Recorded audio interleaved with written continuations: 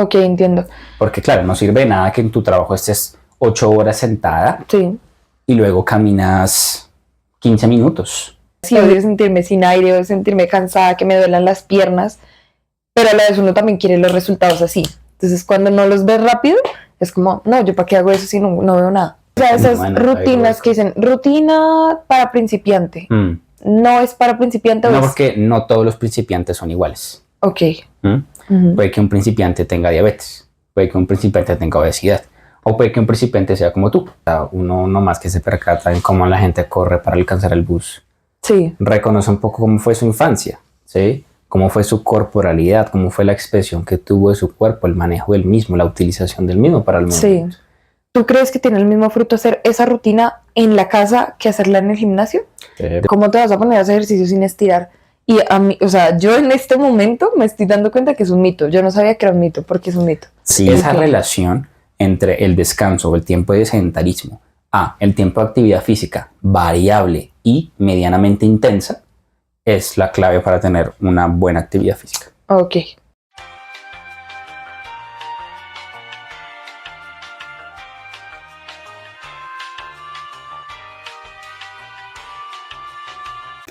Les damos la bienvenida a un nuevo episodio de Uniendo las Piezas Podcast. En el día de hoy tenemos el último capítulo de una miniserie que hemos tenido aquí en el canal de los hábitos de vida saludable y de esos objetivos iniciales que comúnmente tenemos en el año. Entonces, los dos capítulos anteriores hablamos sobre la nutrición y en este capítulo vamos a hablar sobre el ejercicio y la actividad física.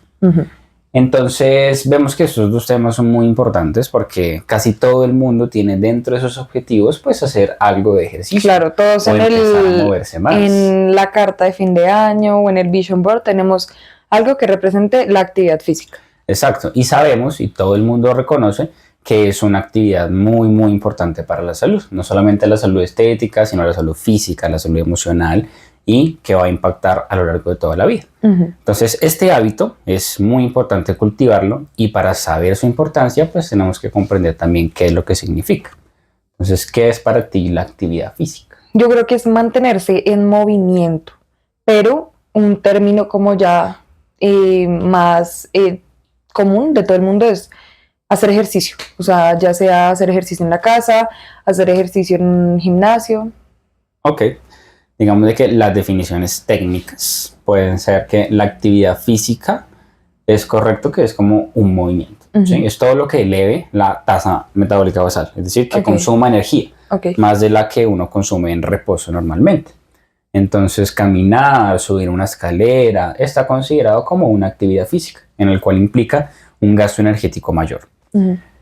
Por otro lado, el ejercicio físico ya habla un poco de una rutina periodizada, estratificada, organizada y que por lo general está supervisada por un profesional en el tema. Entonces el ejercicio físico tiene un objetivo de entrenamiento, tiene unos planes, tiene unas organizaciones, unos periodos, unos ciclos específicos de entrenamiento donde se van a empezar a periodizar las cargas, los tiempos, las frecuencias, etc. para cumplir esos objetivos. Entonces es un poco más riguroso. Lo que se recomienda a las personas es que hagan actividad física, especialmente para las personas que trabajan, para las personas que nunca han hecho ningún movimiento y que de pronto no están muy interesados en asumir un plan de entrenamiento en un gimnasio o en alguna otra parte por algún profesional, pues se les recomienda que hagan de forma autónoma actividad física. Pero aquí yo creo que hay que tener un punto muy importante a tener en cuenta y es que a veces uno va a una cita médica, volvemos a las citas médicas que hemos hablado en toda esta serie, y te dicen tienes que realizar actividad física, pero realmente uno dice, no, pero es que yo camino. Pero es que tú caminas, pero no tienes conciencia de lo que estás haciendo. Yo siento que la base fundamental de hacer una actividad física es tener conciencia de lo que estás haciendo. Ok, pues eso es interesante y sí, algunos estudios han mostrado que al momento de uno ser racional y estar muy atento y tener conciencia de la ejecución de un movimiento hace que tenga uno mejores resultados. O sea, sin embargo, si no la tiene, aún así también tendría resultados. Pero pues sí se maximizan un poco. Pero tal vez a la creencia que tienen las personas al decir que yo camino es un poco la adaptación que tienen ya a ese tipo de actividad física. Y también que tengan en cuenta que una cosa es actividad física y otra cosa es hacer deporte. O sea, caminar es una actividad física, no es hacer un deporte. Porque si el doctor a ti te llega y te dice, es que tienen que realizar más deporte y uno dice, camina, y el doctor, bueno, eso está súper bien, no está haciendo nada. Se está contradiciendo el mismo. Sí. No, y de hecho, pues no habría por qué sugerir hacer un deporte, a menos de que esa sea la intención del paciente. Pues porque sí, un deporte refiere justamente a eso, jugar fútbol allá a nivel deportivo competitivo, entrenar, ¿sí? Cualquier deporte, ¿sí? Básquetbol, baloncesto, tenis, etc. Y eso que hace mucho tiempo hablamos en nuestra primera entrevista que tuvimos con el profe Jonathan, él nos contaba que, y todos llegamos a la misma conclusión, es que hacer deporte de alto rendimiento no es tener una salud, o sea, es ya pasarte pasarte al otro lado de lo que es realmente hacer un deporte. O sea, en este momento estamos hablando de deportes suaves, pero que sí generan un cambio en tu vida. Sí, ahí estaríamos hablando incluso de actividad física, porque si es una práctica deportiva, que si yo salgo a jugar fútbol una hora por recreación, fin de semana con mis amigos, haría parte de una actividad física, porque es una ejecución un poco sin un objetivo, más solamente el de recreación, sin una planificación, sin organización, sino simplemente el acto de jugar. Entonces estaría categorizado como una actividad física. Sí. El deporte ya sigue la categoría para algo competitivo, donde tú entrenes todos los días para mejorar tu gesto técnico y demás funciones. Entonces casi que todo se englobaría en actividad física. Lo que uno saldría a correr en las mañanas, lo que uno va y hace bicicleta del trabajo a la casa y viceversa, eso sería parte de la actividad física. Y es lo que más se recomienda a la gente, empezar a aumentar esos tiempos de actividad física para que sus beneficios en salud pues sean mucho mayores. Exacto. Bueno, pero entonces, ¿por qué es tan difícil realizar esta actividad física? ¿Por qué es tan difícil seguir este propósito que todos nos ponemos al inicio del año? Yo siento que la mayoría de veces es también por el tiempo y a veces, muy de vez en cuando, la falta de disciplina. Sí, está bien. Siento que incluso es más frecuente que sea por falta de disciplina que por tiempo. Sí. Porque la falta de tiempo, en la gran mayoría de ocasiones, se debe a una falta de organización. Y la falta de organización a falta de disciplina. Exacto. Entonces, si tú organizas muy bien tu día, tienen por qué permitirse al menos media hora diaria, que es lo que se recomienda mínimo. Sí. Incluso menos, porque se recomiendan, si tú haces una actividad física que sea de intensidad moderada, solamente con 150 minutos a la semana ya es suficiente, según la Organización Mundial de la Salud. Si yo todos los días voy a la universidad y todos los días soy consciente y hago una caminata consciente de lo que estoy haciendo y la actividad física que estoy haciendo, ¿sí estaría haciéndolo bien o tendría que crear un espacio mucho más es deportivo? Que el hecho de que sea consciente o no es el menor de los problemas. O sea, no, por eso te dije, o sea, como hay que crear un espacio mucho más deportivo de actividad física, o yo podría estar haciendo esa actividad física que necesito semanalmente en esa caminata a la universidad. Sí, tú lo puedes hacer. Digamos, la idea es un poco la variación. Porque no te puedes quedar siempre con que si tú caminas 10 minutos, así completes los pasos diarios necesarios mínimos que se requieren para una, en teoría, actividad física. Sí. Si tú vas a usar eso todo el día, ya llegará al punto en que no te genere el mismo impacto energético. ¿Sí? Entonces, si en enero tú hacías esa caminata y la frecuencia cardíaca te marcaba un 90, ¿sí? Pero ya luego en marzo te marca un 70. ¿Sí? Ya se está acostumbrando Entonces, tu cuerpo. claro, ya hay una adaptación a lo que es el esfuerzo físico. Entonces, lo que se procuraría es que la actividad física fuera cambiando y que si tú caminas de pronto, otro día hagas algo un poco más intenso, porque el ejercicio aeróbico intenso genera otro tipo de adaptaciones y que son mucho más potentes. Ok, o sea, yo digamos que podría, sí, caminar y utilizar esa caminata hacia la universidad como una actividad física, pero no de todos los días. O sea, que lo vaya regulando dependiendo. Sí, o sea, la caminata sería así una actividad de movimiento, pero si tú lo haces repetitivamente y sin variaciones de intensidad, siempre lo haces a un paso medio durante una distancia de 1 kilómetro y todos los días, pues llegará un momento en el que ya no va a generar el mismo impacto. Y también tu cuerpo necesita de otro tipo de estímulos para mantenerse sanos. Ok, entiendo. Porque claro, no sirve de nada que en tu trabajo estés 8 horas sentada. Sí. y luego caminas 15 minutos. Tendrías que caminar Así se casi lo cumpla. mismo que duras trabajando. Sí, no. Ok, No hablamos de tiempo, hablamos un poco de lo que impacta en el cuerpo. ok. ¿Sí? Porque si tú corres esos 15 minutos, ya estarías casi que compensando las 8 horas. Ok. Depende del tipo de estímulo que tú le vayas a dar al cuerpo.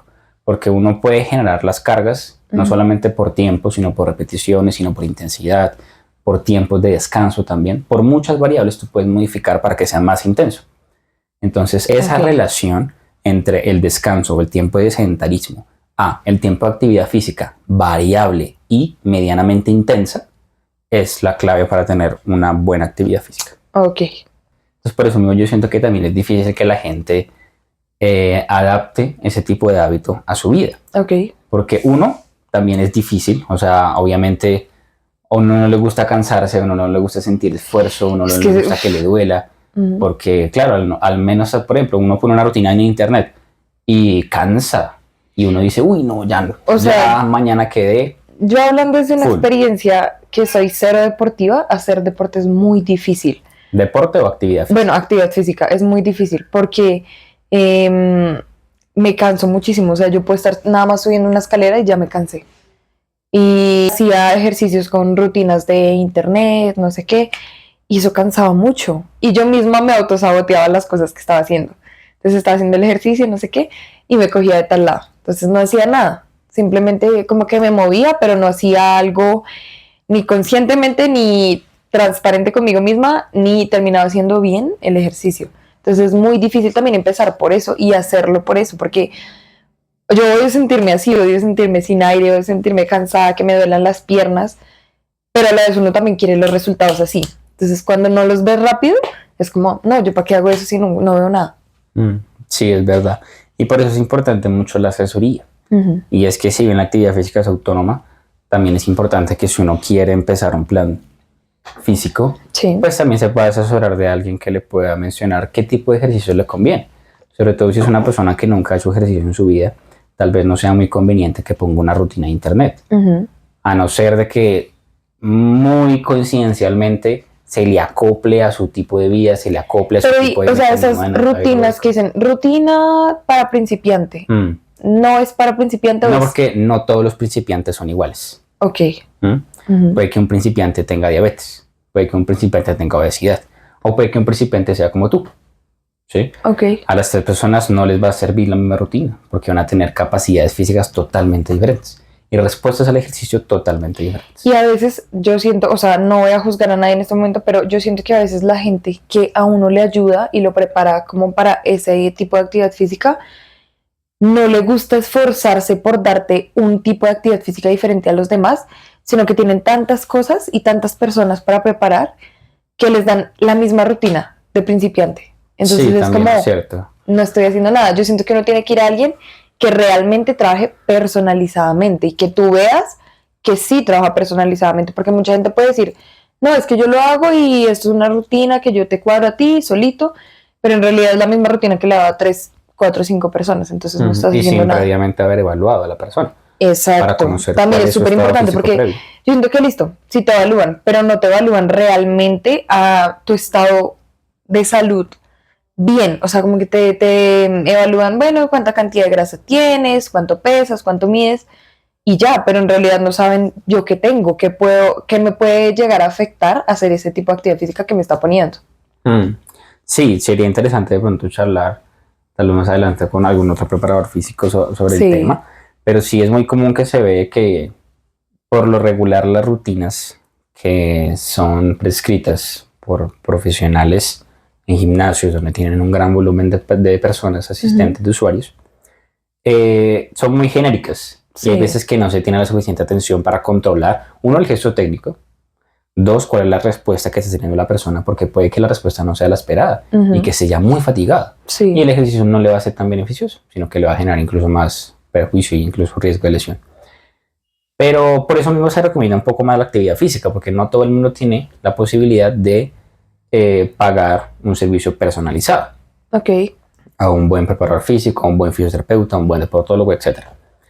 Entonces, por lo general, se recomienda actividades que la persona pueda hacer de forma controlada y que se sean sumidas o sean sujetas a sus condiciones físicas. Por ejemplo, la de caminar rápido. Por ejemplo, la de hacer bicicleta. Porque la persona lo va a hacer uno autónomamente, por lo que se va a conocer, va a saber cuándo tiene que parar, cuándo tiene que seguir, si debe exigirse un poco más, si ya le está costando menos, entonces debe empezar a aumentar los metros o aumentar la velocidad o disminuir el tiempo de descanso. Sí. Entonces, todo eso se le debe uno enseñar a la persona para que sepa cómo debe caminar para hacer actividad física, con qué frecuencia y con qué otros También para que uno se conozca, o sea, porque yo siento que nadie se conoce a ese punto. Digamos, en el colegio uno le dan educación física, pero pues es una educación física igual para todos. Pero realmente tú luego sales y te das cuenta que tú no eres igual a los demás en algunas actividades físicas. Digamos, a mí me pasa que voy a la ciclovía y soy re lenta y es una inseguridad para mí. O sea, a mí no me gusta ir si no es con alguien que conozco, que sabe que soy lenta, que sabe que me voy a demorar un montón en lo que alguien se puede demorar media hora. Yo me voy a demorar 1 hora y media. No sé por qué, no sé a qué se deba, de pronto mis rodillas no están tan preparadas para hacerlo, pero me causa mucho dolor físico. Y una vez me pasó una anécdota que yo estaba así, fuimos como a montar bicicleta con personas que sí conocía y familia, pero era muy difícil que me dejaran atrás y yo me sentía muy mal. Entonces era como, no, sigan, sigan, yo me quedo atrás y uno se siente muy triste. Entonces siento que a veces esas cosas como que te bajan también el autoestima y lo que tú eres. Entonces ahí vuelvo a lo que te dije al inicio y es uno tiene que aprender a conocerse para saber en dónde se va a sentir cómodo y dónde no. Sí, no, es que también todo lo que tiene que ver con el movimiento hace parte mucho también de la parte social. Entonces... Obvio, o sea, las mujeres normalmente, y esto es una realidad, no nos gusta que nos vean corriendo. O bueno, la mayoría, o que yo he conocido. No nos gusta, o corremos así, o no sé. O sea, siempre ha sido así en el colegio, digamos que muchas personas se abstenían a hacer la actividad física que nos pusieran por esa razón. Y eso incluso uno lo puede ver hasta la vida adulta, o sea, uno más que se percata en cómo la gente corre para alcanzar el bus. Sí. Reconoce un poco cómo fue su infancia, ¿sí? Cómo fue su corporalidad, cómo fue la expresión que tuvo de su cuerpo, el manejo del mismo, la utilización del mismo para el movimiento. Sí. Entonces una persona que corra de cierta forma, un poco cohibida, un poco restringida, un poco lo que miraríamos como extraño, pues daría cuenta de que su corporalidad no fue tan explorada en esos primeros años de vida, por ejemplo en el colegio.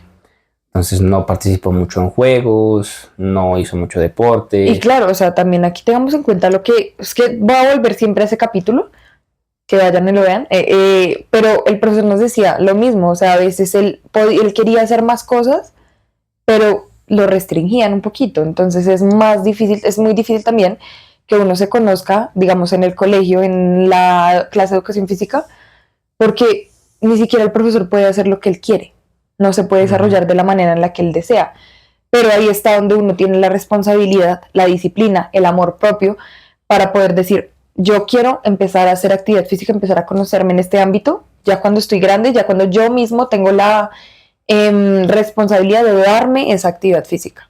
Sí, y esos valores son muy importantes en la actividad física, en el deporte, el ejercicio, de que cultiva mucho eso, la disciplina, el autoconocimiento, la autoestima, el amor propio, el autocuidado, que son también valores fundamentales para cualquier actividad.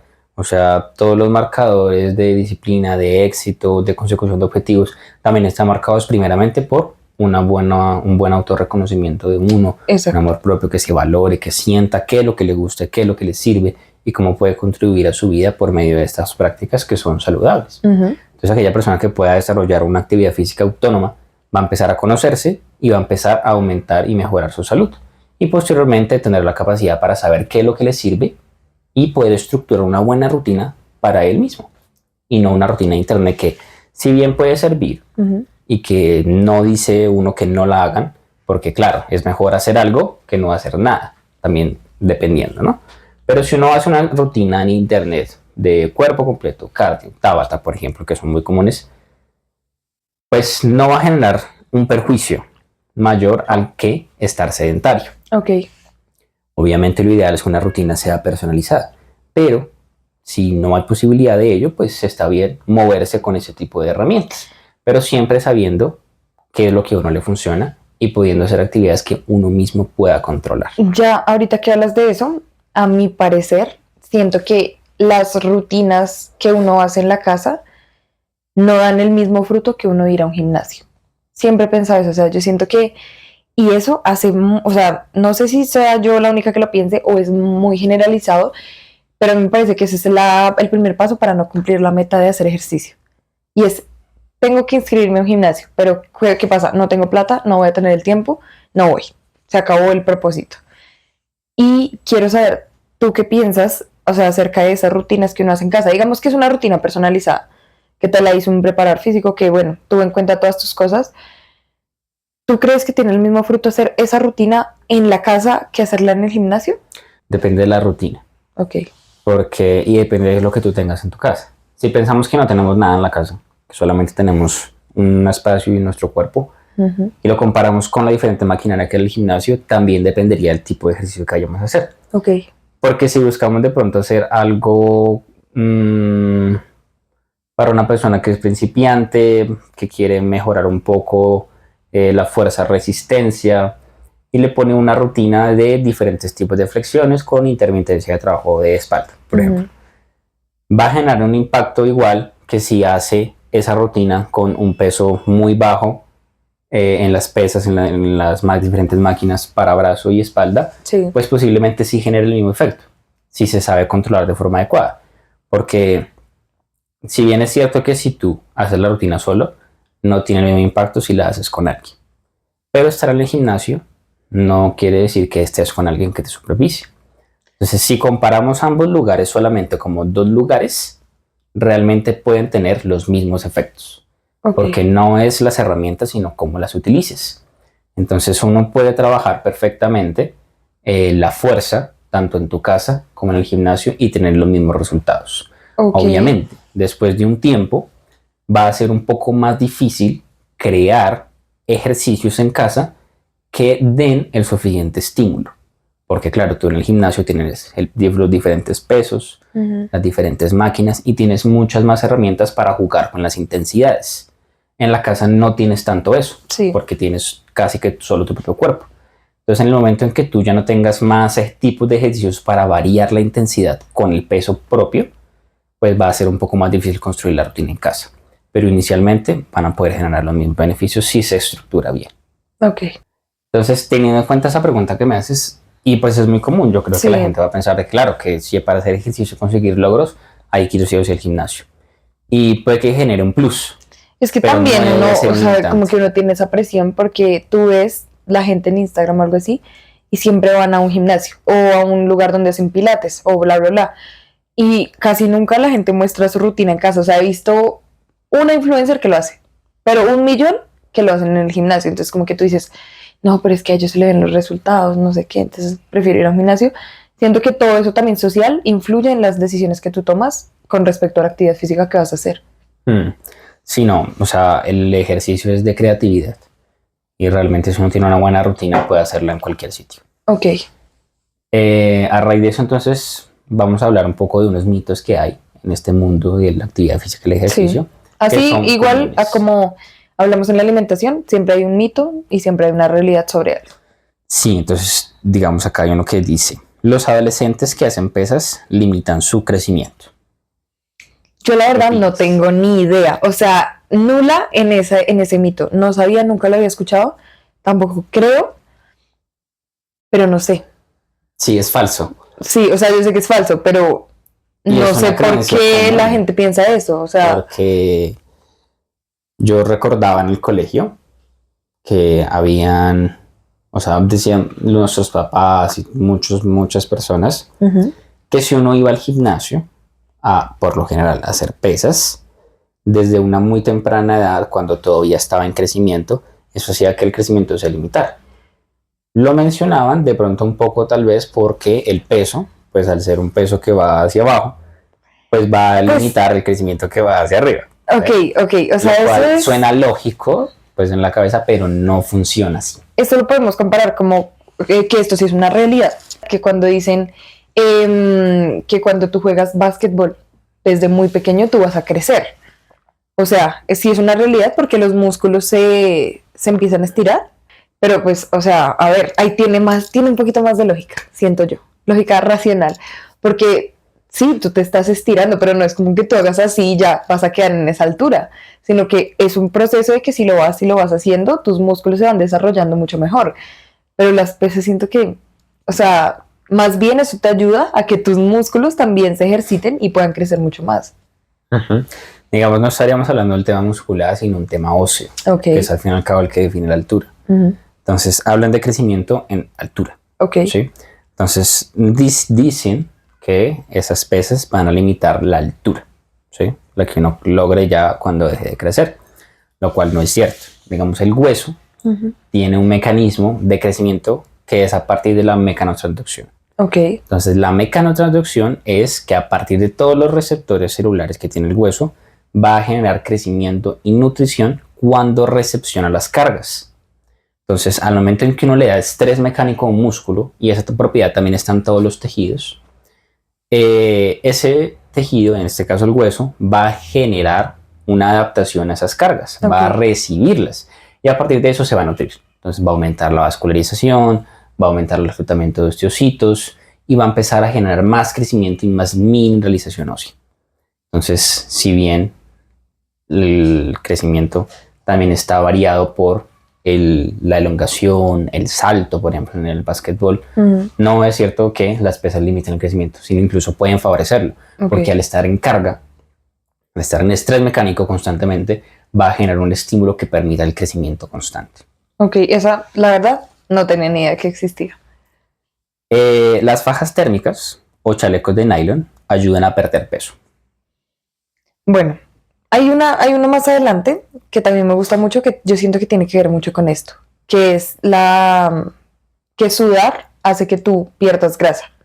Siento que estas van muy de la mano porque siempre hemos Sí, visto sí. la propaganda de una empresa que todos sabemos que es una faja que te ayuda a sudar y te dice, no, es que te va a dejar el cuerpo espectacular porque vas a eliminar toda la grasa que tienes, la grasa abdominal, que es lo que sobre todo las mujeres más quieren quemar más rápido. Y yo siento que, o sea, yo hasta hace un año, yo creo, creía eso. Creía que en realidad sudar hacía que perdiera grasa. Uh-huh. ¿Por qué no funciona así? No, no funciona porque el sudor no está compuesto por grasa, está compuesto por agua y por electrolitos. Entonces, lo que hace que uno esté hidratado, ¿sí? Sodio, magnesio, cloro y el agua, es lo que se pierde en el sudor. Ok. Entonces, cuando uno suda, básicamente se está deshidratando. También el nivel y el porcentaje de agua o de sudor que uno tenga también habla uno de la hidratación que tiene interna. Ok. Entonces, al colocarse estas fajas térmicas, que lo que hacen es generar calor en la zona, obviamente el calor va a generar que esa agua se empiece a evaporar y salir en forma de gotas de vapor y de agua. Entonces, ese aumento de la temperatura va a generar que uno sude, pues naturalmente. Cuando hace calor, uno suda, cualquier mecanismo, pues sencillo. Pero ese sudor es el mismo de todos. Sudor con agua y con electrolitos. Ok. Y básicamente lo que se está es deshidratando la piel, ¿sí? Entonces no estás perdiendo grasa. Pero, o sea, bueno, entonces hablemos ahora de las fajas. Porque yo no sé, a mí me parece que las fajas a veces no son tan buenas para la salud. Porque, o sea, yo siento que mantener también una presión en el cuerpo durante tanto tiempo te puede llegar a afectar. No sé si es cierto. Sí, es cierto. Entonces, eso por un lado las fajas térmicas, ¿sí? Ahora las fajas convencionales, o la gente que, por ejemplo, usa chalecos de nylon o incluso que se envuelven en papel minipel o en cualquier otra cosa que genere compresión, Ok. piensan que, claro, eso va a hacer que no solamente deje de verse tan prominente el abdomen, sino que a la larga de usarlo va a quedar con la misma forma. Y sí y no. ¿Por qué sí? Porque sí genera cambios en la plasticidad de los tejidos. Ok. Sí genera cambios en donde los tejidos se modifican a partir de esa forma, pero no genera una reducción ni de la grasa, ni de la piel, ni de los tejidos. Entonces es una adaptación ante la presión y esa presión hace que se generen diferentes adherencias. Entonces en la zona abdominal y lumbar, que es donde generalmente se colocan las fajas, hay, por supuesto, diferentes músculos. Y esos músculos están conectados por fascias, que es un tejido continuo que lo que hace es conectar todos los músculos y que trabajen sinérgicamente. Entonces, cuando tú colocas una faja, que generalmente es muy apretada, no solamente estás comprimiendo los diferentes tejidos, como los órganos internos, como las vísceras, como diferentes cosas, sino que también estás comprimiendo los músculos y las fascias. Entonces, esto no solo limita el movimiento, sino que puede generar adherencias miofaciales. Las adherencias miofaciales generan una limitación del movimiento, dolor localizado y diferentes zonas espasmódicas que aumentan el riesgo de lesión también en caso de hacer ejercicio. Entonces, realmente la utilización de ese tipo de herramientas, de este tipo de fajas, tanto para comprimir el abdomen como para intentar quemar grasa, no funciona ninguna de las dos. Yo quiero saber algo aquí, o sea, no tiene nada que ver con la actividad física, pero tiene que ver con las fajas. Cuando las personas se hacen liposucción y todo esto, les ponen fajas, ¿sirven para crear adherencias? Es diferente, siempre que digamos cuando les hacen ese tipo de intervenciones o cirugías bariátricas, etcétera, sí crean adherencias. Y es lo que se tiene que tratar también por medio de diferentes tratamientos de rehabilitación en fisioterapia. Y se debe procurar que el tejido muscular esté indemne. Sí se van a generar, pero en este caso sí son necesarias porque al hacer una liposucción necesitas que el abdomen vuelva a tener una forma cónica regular. Entonces por eso es que comprimen el abdomen. Incluso en cirugías de abdomen comunes o en cirugías bariátricas se necesita una faja compresiva para que empiece a generar como nuevamente una retracción del tejido elástico de la piel. O sea, en ese caso sí. En esos casos, en casos particulares, ya por salud física se tienen que usar. ¿Sí? Pero ya de forma un uso crónico, un uso sin sentido para quemar grasa. Como un uso estético. Exacto, para verse con menos peso, no está funcionando, porque el momento en que te la quites, nuevamente tu abdomen se va a distender. Bueno, siguiente, último. Siempre hay que estirar antes del ejercicio, del entrenamiento. Bueno, esta no la han dicho toda la vida. Yo siento que todo el mundo lo ha escuchado, incluso los papás de uno lo han dicho. Es como, ¿cómo te vas a poner a hacer ejercicio sin estirar? Y a mí, o sea, yo en este momento me estoy dando cuenta que es un mito. Yo no sabía que era un mito, porque es un mito. Sí, es un mito. También depende del tipo de ejercicio que vayas a realizar. Pero por lo general, para la gran mayoría de ejercicios, se necesita de fuerza. ¿Sí? Y la fuerza está determinada por diferentes unidades contráctiles que están dentro de las miofibrilas del músculo. Entonces, estas unidades contráctiles, a simple explicación, son puentes que están cruzados y que se interponen y se deslizan entre sí para generar la contracción. Entonces están de esta forma y se cruzan para generar la contracción muscular. Entonces, si naturalmente imaginemos que están a esta distancia y cuando se activan, se generan ese deslizamiento, cuando tú estiras la unidad muscular, ya los puentes cruzados no van a estar aquí, sino van a estar a esta distancia. Entonces va a hacer que la contracción muscular sea menos efectiva porque hay menos unidades disponibles que están haciendo contracción. Entonces, al tú estirar una fibra, lo que estás haciendo es restarle la fuerza posterior que puede lograr. O sea, en pocas palabras, si tú estiras, ¿te va a ser más difícil poder hacer los ejercicios? Sí, tal vez eso no se va a notar tan fácil. Pero, o sea, internamente tu cuerpo lo sabe. Pero no va a generar las mismas adaptaciones, ¿sí? No va a generar el mismo efecto. No va a generar el mismo reclutamiento de fibras. Entonces puede que si tú estés alzando pesos muy específicos, se logre ver un poco el cambio y la modificación de que logras alzar menos peso. Pero también lo vas a ver en mayor fatigabilidad o incluso en un mayor riesgo de lesión, ¿sí? Entonces, cuando uno vaya a entrenar especialmente fuerza, potencia, por lo general, aunque también aplica para fuerza resistencia, fuerza máxima e incluso para entrenamientos de capacidad aeróbica, de que si tú estiras previamente, vas a generar un menor rendimiento en el entrenamiento. ¿Y en qué momento sí se tiene que estirar para crear algo? Al final. ¿Sí? O sea... Hay diferentes tipos de estiramiento, porque al fin y al cabo son movimientos de flexibilidad. Entonces, según la intensidad de esos ejercicios de flexibilidad, van a determinar si son para descanso, que es por lo general cuando se hacen después de la rutina. Tú estiras un poco para liberar la tensión, para drenar los metabolitos y aumentar la circulación sanguínea y disminuir así también la fatiga posterior del músculo. Pero si tú lo haces con más intensidad, ya sería un entrenamiento propio de la flexibilidad, Sí. donde estés buscando, no sé, hacer un split, donde estés buscando aumentar la extensión del hombro o cosas así. Entonces, ese tipo de ya entrenamientos un poco más intensos de flexibilidad son propios de esa cualidad física. Ok. Pero tú no puedes hacer un entrenamiento de flexibilidad y luego ir a hacer un entrenamiento de fuerza, porque no va a generar un buen O sea, no, efecto en no la estás fuerza. haciendo nada, entre comillas. Sí, entre comillas, o sea, estás restando mucho de lo que puede lograr el entrenamiento. Ok, hay cosas muy interesantes que uno no sabe y que, digamos, en esta miniserie que hicimos, nos hemos enterado de muchas cosas sobre la alimentación, sobre el deporte, que realmente son muy normales que a ti te las enseñen desde muy pequeños y todos estemos mal informados de algo que es muy importante, que es nuestra salud Sí, y física. que al fin y al cabo, o sea, la evidencia científica ha cambiado mucho, Ujú. ¿sí? Y si bien antes se recomendaba estirar antes de los entrenamientos, hoy en día ya no. Es como todo, o sea, ustedes ven la medicina y antes en una herida se aplicaba isodine y ahora no, porque ahora ya eso está, o sea, ya como pasado de moda. Entonces hay muchas cosas que uno tiene que ir viendo, digamos en este momento. Nosotros estamos diciendo esta información, pero esperemos que en el 2027, digamos, esta información ya sea errónea y ya salga una nueva. Sí, por eso hay que estar en constante actualización y todos los Exacto. profesionales de cualquier ámbito de la vida tienen que estar informándose constantemente Creo que porque esto todo cambia. es lo más importante de aprender a elegir a un profesional de la salud. Sea, bueno, digamos que en EPS uno es más difícil poder elegir un médico que uno quiere que lo trate, pero alguien en particular, alguien que te vaya a crear una rutina de actividad física, hay que ver que en realidad sea una persona que se esté informando día a día de todo lo que va cambiando en los estudios, en cómo funciona el cuerpo.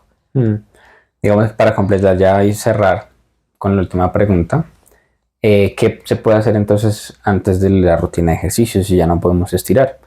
Y son los calentamientos, los ya conocidos. Pero Sí. los calentamientos no deben haber estiramientos, sino que deben haber series de aproximación, que es lo que la evidencia dice que es más efectivo y que potencia mucho los resultados de la O sea, rutina. yo podría trotar antes de empezar mi rutina y estaría perfecto. Depende del ejercicio que vayas a hacer. Ok. Por eso digo que son series de aproximación. Ok. Porque son series que son de baja intensidad, pero que emulan el entrenamiento que vas a realizar. Entonces, si yo voy a hacer un entrenamiento de miembro superior en fuerza-potencia, tengo que hacer algunas series de pesas que sean de baja intensidad de miembro superior. Entonces, hacemos un curl de bíceps, un press banca, cosas que me aproximen y que sean similares, pero en menor intensidad, solo para empezar a calentar y generar una adaptación no solo en el tejido, sino una adaptación biomecánica. Okay. Y que cuando yo haga la rutina con esos mismos ejercicios que hice, pero ya a la intensidad que me corresponde, ya haya un calentamiento previo y una mejor adaptación y resultados. Ok, o sea, lo que les dije, hay que tener muy en cuenta muchísimas cosas antes de uno empezar a crear ese propósito de una vida saludable. Y recordar que la información está al alcance de todo el mundo. Exacto, entonces pues nada, no se dejen creer de fake news, cosas que a veces son muy salidas de la realidad. Siempre traten de informarse con medios que son verídicos. Y nada, esperamos que les haya gustado esta miniserie para que empiecen el año, para que todos empecemos con una buena actividad física, una buena salud alimenticia. Entonces les esperamos que les haya gustado mucho. Déjenos en los comentarios si les gustan los temas como estos. ¿Qué más les gustaría ver? Si conocen algún preparador físico que quiera venir a acompañarnos a darnos alguna charla para que todos nos podamos informar bien cómo es el mundo de ellos. Si tienen más preguntas, más dudas, todo lo que quieran, déjenlo en los comentarios y lo veremos para un próximo video. Exacto. Gracias por ver. Esperamos que les haya gustado.